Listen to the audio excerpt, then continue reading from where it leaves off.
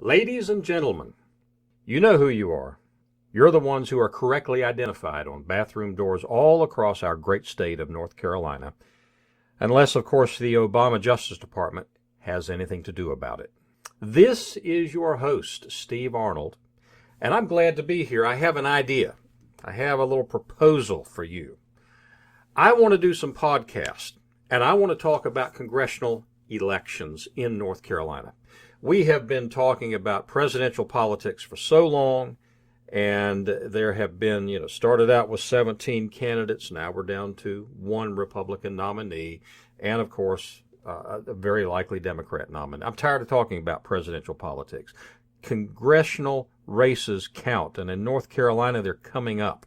A lot of people think that races have already been chosen. In other words, the primaries already happened. It hasn't. And I want to do some podcasts that inform and educate you about the districts, about the Republican candidates that are running in them. You need to know who they are, what they stand for. And there's going to have to be several podcasts because, for instance, in the 13th district, there are 17 Republican candidates running for that seat. So it's going to be some work to do, but I want to be brief, concise, but also comprehensive. Now, we need to do this podcast to kind of lay the groundwork where we are right now. North Carolina and congressional races. So there are 13 districts in North Carolina. Right now, 3 of them are held by Democrats. 10 of them are held by Republicans. Federal judges, not long ago, determined that the districts as they were currently drawn were unconstitutional. They said that the districts were drawn based on race, and that can never be. Now, you remember the old districts we had. They were drawn in a gerrymandered fashion. Of course, districts have always, from time immemorial, been drawn for political partisan advantage. There is no qualm about that. I understand that. But you remember the 12th district, how it snaked up I-85 all the way from Charlotte up into Greensboro, the 1st district. In fact, all of the districts had little cutouts and asides. Very few counties were actually held intact. So the judges threw them out and said, do it again. So the General Assembly went and did it again, drew some districts, which I have to say look a whole lot better than the districts before. Many of the districts follow along county lines, which I've always thought is a good thing. District 12 now is all in Mecklenburg County, and it doesn't snake up Interstate 85 like the old 12th district. So, new districts. Now, I propose in these podcasts to deal with Republican primaries. I'm doing that because, I guess a couple of reasons. One, there are 3 Democrat districts, as I said, in North Carolina, and there is no question who is going to be the nominee, and there is no question what they're going to do once elected. Make every attempt on a daily basis to destroy the Republic. This is what they do. You have in the 1st congressional district, you've got Butterfield. He is unopposed in the primary, and he might as well be unopposed in November. He's going to win. He'll be the congressman again. In District 4, you have David Price. He is unopposed in his primary. He is going to win. That's just the way it is. His district is such. It includes a very Democrat chunk of Wake County, most of Durham County, Orange County. It's Democrat stronghold. The Democrat's going to win, and David Price will go and vote as the liberal Democrat that he is.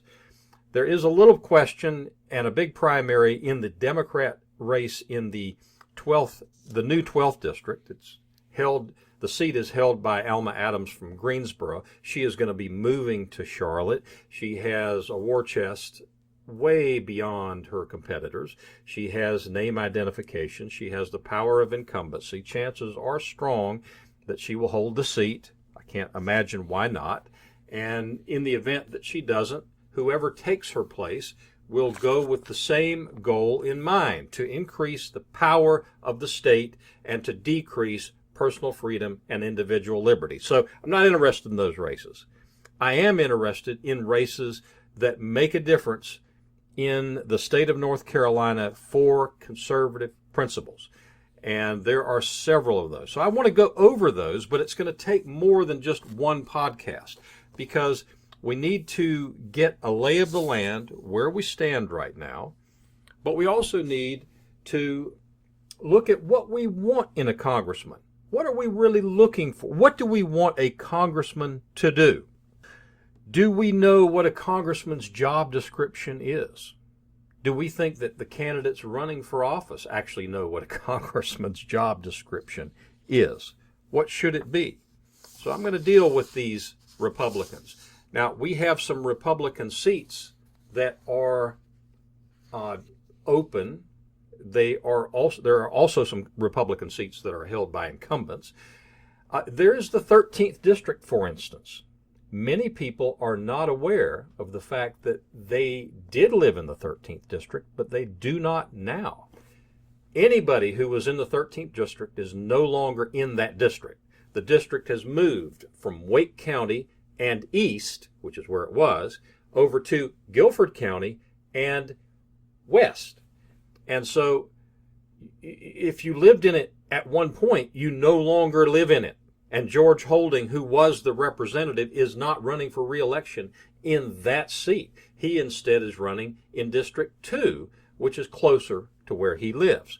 So there are some major changes. Chances are, if you lived in a district, you better check with your local Board of Elections and find out if you, or for the State Board of Elections, you can do that as well, and find out if you still actually live in the district that you thought you lived in.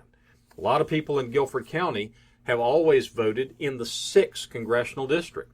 They no longer live in the 6th Congressional District. Now they live in the 13th Congressional District, many of them. And so we've got to find that out. I want to make an effort at educating the public on exactly where they are, where they stand regarding these congressional races, and especially in North Carolina. This is wide open. June the 7th is the new primary date. If you thought that you went and voted in the presidential primary and the gubernatorial primary and the U.S. senatorial primary and all the other primaries that happened in March and were done with the congressional race, you were mistaken. The congressional race is up in June, June the 7th. That is less than a month away, but it hasn't happened yet. Early voting is going to happen, but it hasn't happened yet. And so we've got June the 7th as a date, and you need to know that there's no runoff. Typically in primaries, if no candidate wins 40% of the vote plus one, what's called a plurality, if they do not win that, then there is a runoff to choose between the top two candidates who is the top vote getter. There will be no runoff in this election. So June the 7th is the congressional primary date, and whoever has the most votes wins. It doesn't matter if it's 10%, 15%, 20%. Most votes wins. And so that means, especially in a race like the 13th congressional district, where you have 17 candidates, that a candidate could very likely win with 10 or 15% of the vote. This is why it's so critical to look at these races and look at these members and know exactly who you're voting for and why. I want to thank you for your time. Please join me, Steve Arnold, next time as we continue to look at the important congressional races facing us in North Carolina this year.